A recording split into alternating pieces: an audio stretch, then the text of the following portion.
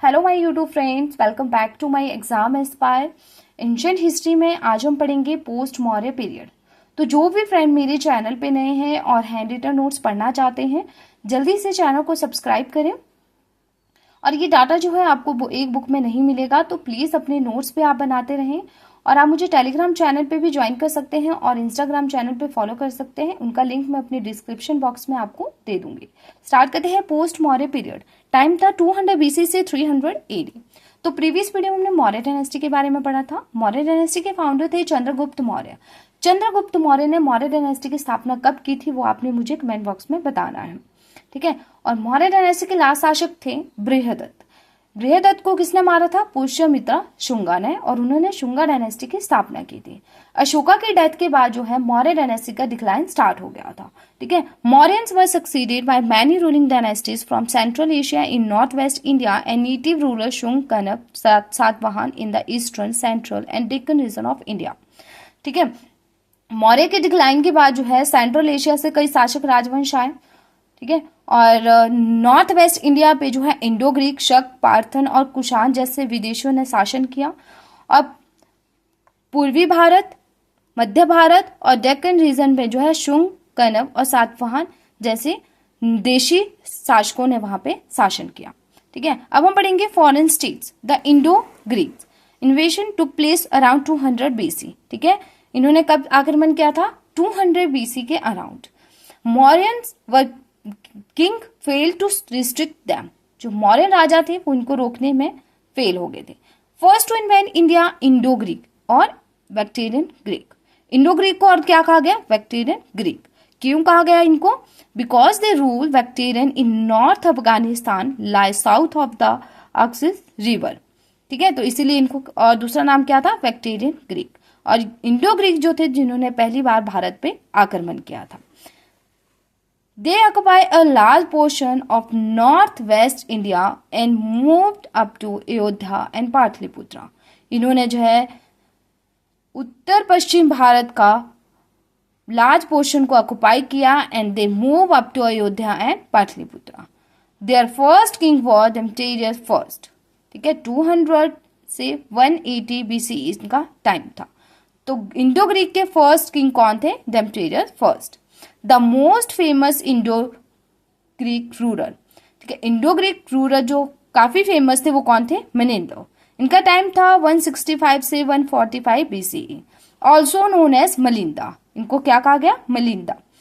अब Indo Greek की जो है कैपिटल क्या थी?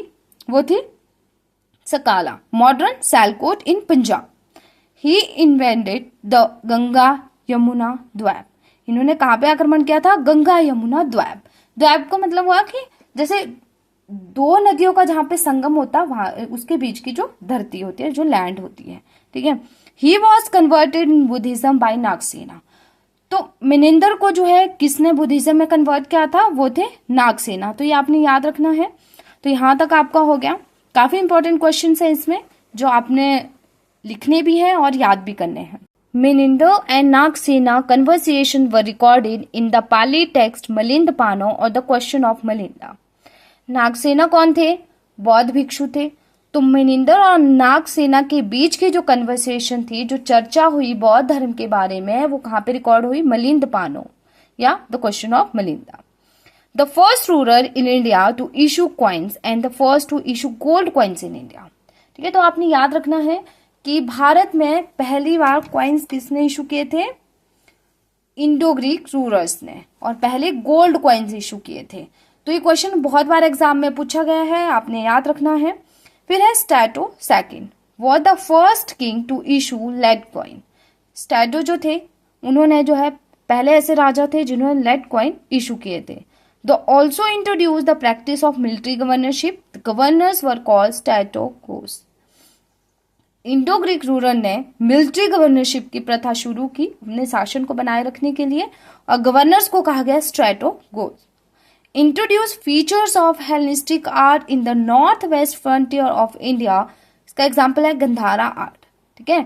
तो इन्होंने जो है उत्तर पश्चिम भारत में जो हेलेनिस्टिक आर्ट इंट्रोड्यूस की, और इसका एग्जाम्पल क्या था? गंधारा आर्ट।